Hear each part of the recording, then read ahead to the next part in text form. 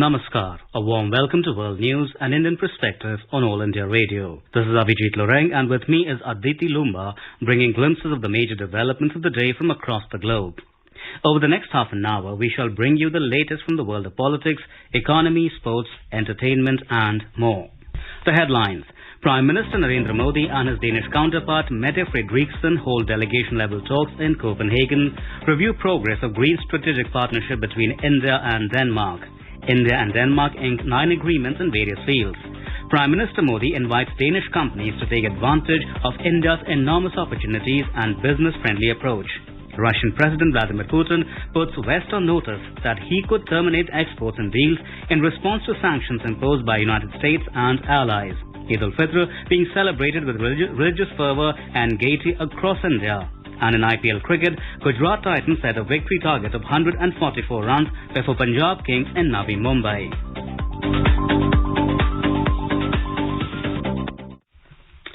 Prime Minister Narendra Modi held delegation-level talks with his Danish counterpart Mette Frederiksen in Copenhagen on Tuesday. Both leaders reviewed the progress of the Green Strategic Partnership, which was the first of its kind arrangement between India and Denmark. Ahead of the talks, Prime Minister Modi took a private tour of the official residence of the Danish Prime Minister at Marienborg.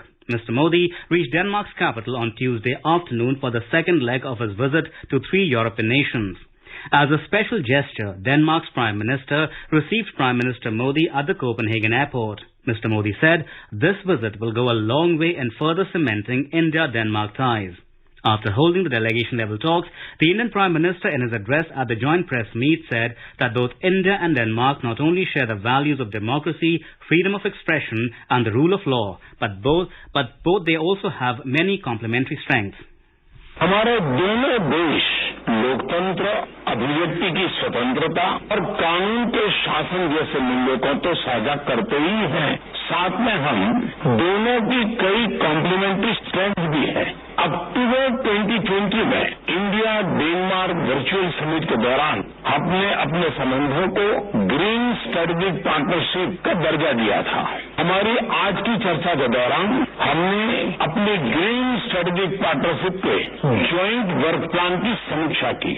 मुझे खुशी है कि विभिन्न क्षेत्रों में विशेष रूप से renewable energy, स्वास्थ्य, पोर्ट्स, शिपिंग, सर्कुलर इकोनॉमी तथा वाटर मैनेजमेंट के क्षेत्रों में महत्वपूर्ण प्रगति हुई है। The Prime Minister expressed happiness that significant progress has been made in various fields, especially in the areas of renewable energy, health, ports, shipping, circular economy and water management. Mr. Modi said more than 200 Danish companies are working in different sectors in India and these companies are benefiting from increased ease of doing business and economic reforms in India. The Prime Minister added that many investment opportunities are available for Danish companies and Danish pension funds in India's infrastructure sector and green industries. Bharat के infrastructure sector और green industries में Danish companies और Danish pension funds के लिए निवेश के लिए बहुत अवसर है। आज हमने भारत ईयू रिश्तों, इंडो पैसिफिक और यूक्रेन सहित कई क्षेत्रीय तथा वैश्विक मुद्दों पर भी बातचीत की। हम आशा करते हैं कि India EU free trade agreement, उस पर नेगोशिएशंस यथाशीघ्र संपन्न होंगे। हमने एक फ्री, ओपन, इंक्लूसिव और रूल बेस्ड इंडो पैसिफिक क्षेत्रों को सुनिश्चित करने पर जोर दिया। Mr. Modi said that they also discussed many regional and global issues, including India-EU relations, Indo-Pacific and Ukraine. He hoped that the negotiations on the India-EU Free Trade Agreement will be concluded soon. Mr. Modi said during the talks they emphasized on ensuring a free, open, inclusive and rule-based Indo-Pacific region and also called for an immediate ceasefire in Ukraine and taking the path of dialogue and diplomacy to resolve the problem. He said India is also committed to fulfilling the resolutions taken at the Glasgow COP26. In her address at the joint press meet, Denmark's Prime Minister Mette Frederiksen said that both the sides had a very productive meeting. She said the relations between India and Denmark are very strong. We have agreed on a number of concrete steps on green energy, clean water, and to counter the next global health crisis, just to mention a few examples.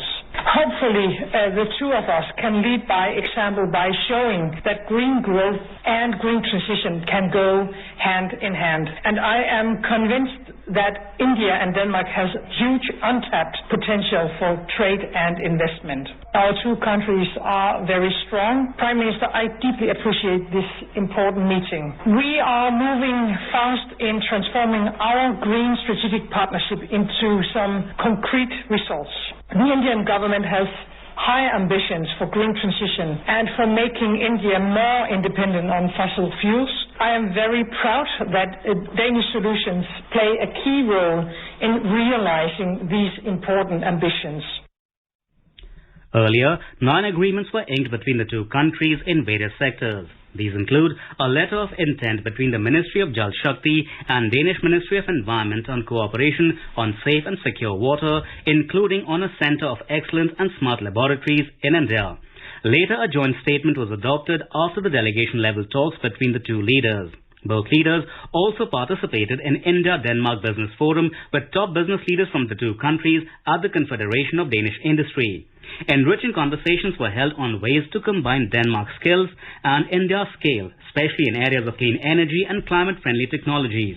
Prime Minister Modi emphasized the complementary skill sets of the two economies and invited Danish companies to take advantage of India's enormous opportunities in areas like green technologies, cold chains, waste to wealth, shipping and ports, among others. He highlighted the business-friendly approach of India and exhorted business communities of both sides to explore collaboration opportunities. Prime Minister Frederiksen highlighted the role of the business communities in forming a bridge between the two countries. Later in his reaction, Danish CEO Jens Peter Saul of Ramboll Company termed Prime Minister Modi's leadership as ambitious. He said it is a great opportunity to have collaboration between India and Denmark, especially on green energy.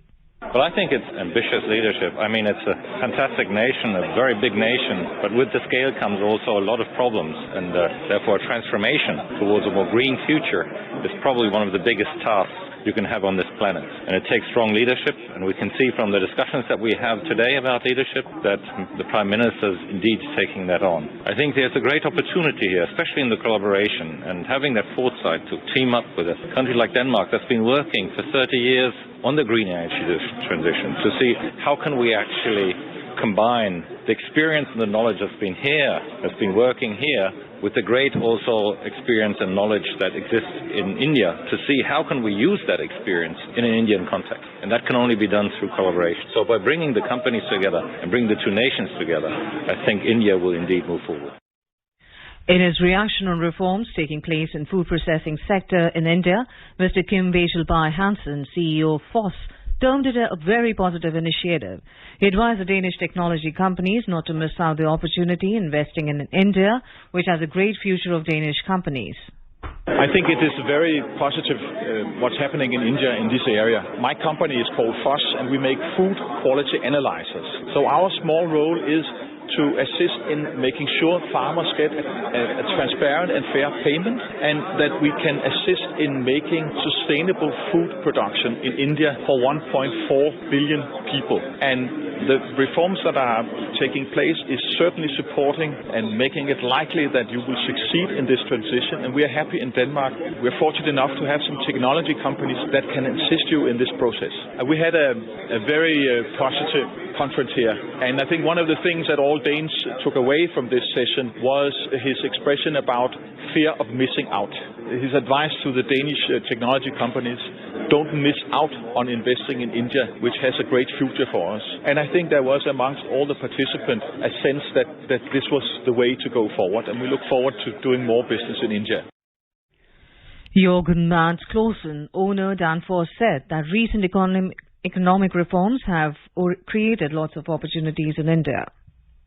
We at our table with Indian CEOs, we had a very good talk across the table, and there were many ideas that came up. There's a lot of opportunities when you speak to each other. For instance, in my table, we were very impressed by talking about Indian bananas. India is the world's largest banana producer, but it's not sold in the European Union because of lack of cold transport. And that's a huge opportunity for export out of India, and we should do something about it. But there is a lot of opportunities that we hear from all of the other companies also, and from Prime Minister Modi. And as we talked about, the numbers are so huge that, we can't get our arms down. So there's a lot of hope for the future. I think these economic reforms in India is paving the way for big developments, because in the past there were so many bureaucratic hindrances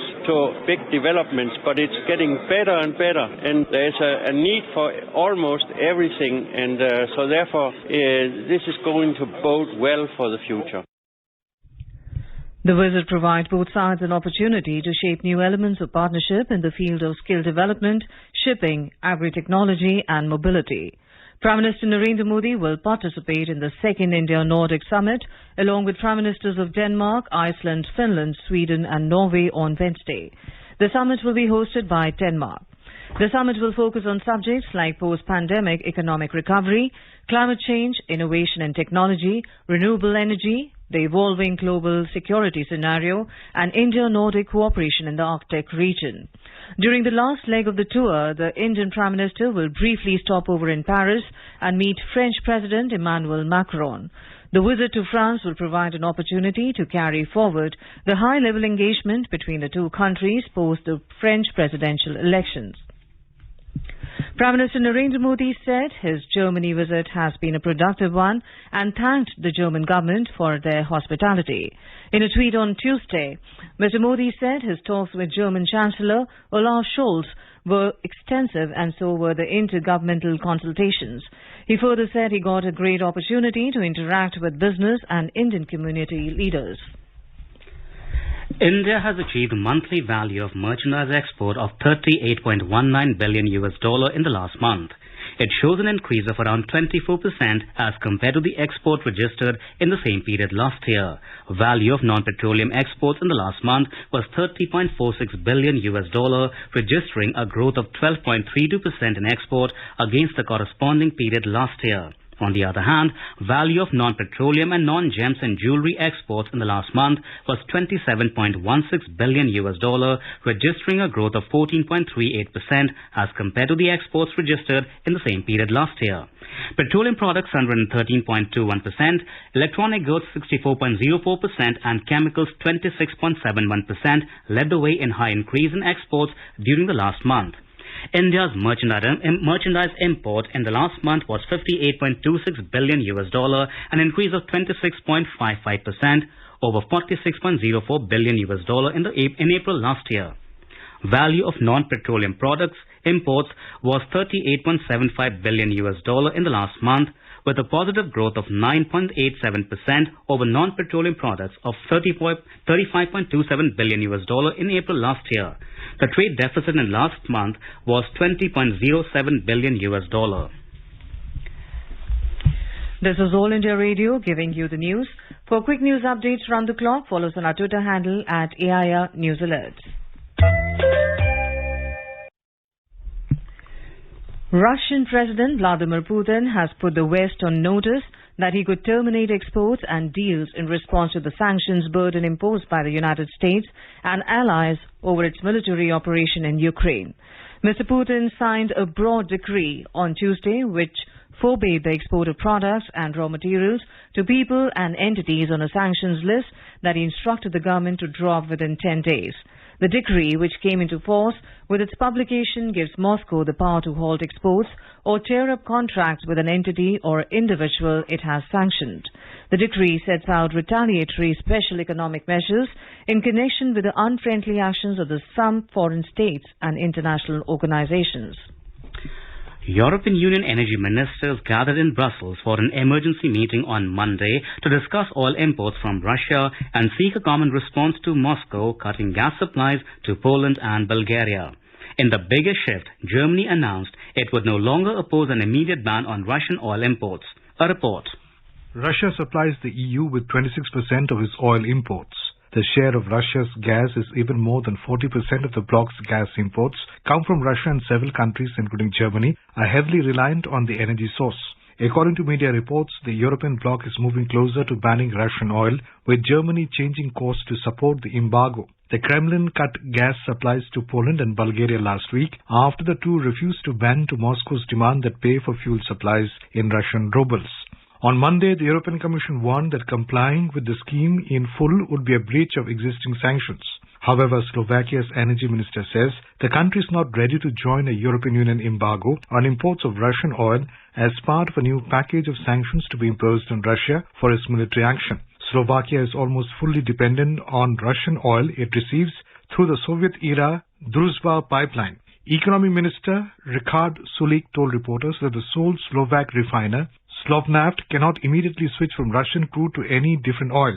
To change the technology would take several years, he said. European Union leaders are debating new proposals for sanctions which could include a phased-in embargo on oil. Abhishek Mukhopadhyay for World News, All India Radio.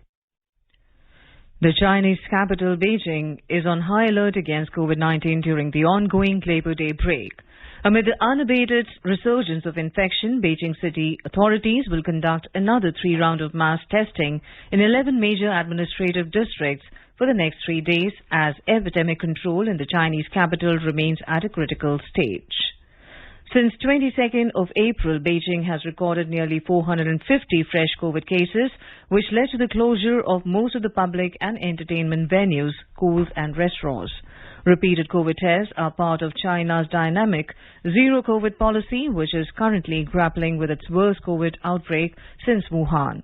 Meanwhile, shocking incident surfaced in lockdown city of Shanghai when an elderly patient was mistaken for dead by staff and sent to the morgue. In Australia, the central bank has raised the interest rates by 0.25 to 0.35% for the first time in more than a decade. The Reserve Bank of Australia Governor Philip Lowe said that it was now the right time to withdraw accommodative monetary support designed to help the Australian economy through the pandemic. The governor further said, although inflation had picked up more quickly than expected, unemployment was low and there was evidence wage growth would improve. Figures released by the Australian Bureau of Statistics ABS last week showed inflation had reached a 2-decade high of 5.1% in the last 12 months. This has prompted widespread calls for the central bank to step in to deal with inflation that has begun to stretch the budgets of Australians. Local media reports that the rise will put extra strain on household budgets as Australia prepares for an election that is heavily focused on the rising cost of living. The last time rates rose was in 2007. In Congo, 6 people were killed and several wounded due to fighting between armed groups in the eastern part of the country. Clashes in South Kivu province in province's Fizi territory on Saturday pitted groups from the Banyamulenge, a Congolese Tutsi community, against an ethnic militia called the Pelouse Bishambuke Self-Defense Force. Scores of rebel groups are active in East Congo. Many of them have a legacy of 2 regional wars a quarter-century ago. Eid al-Fitr is being celebrated with religious fervour and gaiety across India on Tuesday. The festival marks the culmination of the fasting month of Ramzan. People dressed in the best offered Eid prayers in Eidgahs and Grand Mosques with full capacity for the first time after relaxation of restrictions imposed due to the COVID pandemic. President Ramnath Kovind, Vice President M. Venkaiah Naidu and Prime Minister Narendra Modi have greeted people on the occasion. The biggest festival of Muslims, Eid al-Fitr, was celebrated with joy and reverence on Tuesday in Bangladesh. Traditional congregation was held at the National Eidgah Maidan and other places in Dhaka after 2 years due to the corona pandemic. Thousands of people, including eminent persons, political personalities and others took part in the Eid congregation held in Dhaka and other parts of the country. And now let us take a look at the major developments around the world as reported in the foreign press. Let us take a look at the press reports on China. SCMP reports Shanghai's daily new COVID-19 cases rebounded in unguarded low-risk zones after staying clear for 2 days, a reversal that underscored the challenges in stamping out the highly transmissible Omicron variant even amid a month-long citywide lockdown. Nikkei Asia writes in an opinion piece that Karachi terror attack strains Pakistan's ties with China. Now let's have a look at the press reports on Nepal. Khabar Hub writes that the domestic tourism sector is gradually recovering from the consequences of the COVID-19 crisis. The Annapurna Express says that the preparations are in full swing for the May 13 local level elections. Now let's have a look at the press reports on Pakistan. The Dawn writes that PTI leader and former Information Minister Fawad Chaudhry has filed a writ petition in the Islamabad High Court calling for cases registered against the party's leadership under the country's blasphemy laws to be termed illegal. The Dawn further says that Pakistan's Human Rights Commission's annual report is a reminder of the state's continuing failure to protect individuals from going missing, of powerful quarters, growing intolerance towards criticism and free speech. The Dawn writes that Pakistan's inflation as measured by the Consumer Price Index CPI rose to a two-year high of 13.37%. The Frontier Post reports former Prime Minister Imran Khan has posted a series of tweets demanding Chief Justice of Pakistan to form a judicial commission to probe the US-backed conspiracy to oust his government. Now let's have a look at the press reports on Balochistan. The nation says that the severe misuse of blasphemy laws in the past few years has now taken on an uglier form by using allegations of blasphemies as a way to settle political scores. The Balochistan Post reports that the Turbat University students staged a rally in Turbat against the detention and disappearance of a Baloch student from Lahore. The Balochistan Post writes that protest camp of voice for Baloch missing persons against enforced disappearances in front of Press Club in Quetta has completed 4,661 days. Eurasian Review writes that Baloch groups have carried out attacks directly targeting Chinese nationals engaged in economic activities, as they believe that China, in connivance with Islamabad, is exploiting the province. Now let's have a look at the press reports on Bangladesh. The Editors' Council of Bangladesh on Tuesday called upon the authorities concerned to reform the Digital Security Act in order to ensure press freedom in the country, reports Daily Star. The statement was issued on the occasion of World Press Freedom Day. In a statement, on Editors' Council said that digital measures like surveillance, online harassment and hacking are being used by both state and non-state entities to disrupt journalists in their professional pursuits and also compromising their personal security. 6, including 2 adolescents, were killed and 3 others injured after being hit by lightning bolts during storms at different places of Tangel, Brahmanbarai, Meherpur and Habibganj on Tuesday, reports Dhaka Tribune. Prime Minister Sheikh Hasina has greeted all freedom fighters, FFs, of the country on the occasion of Eid al-Fitr, reports BSS.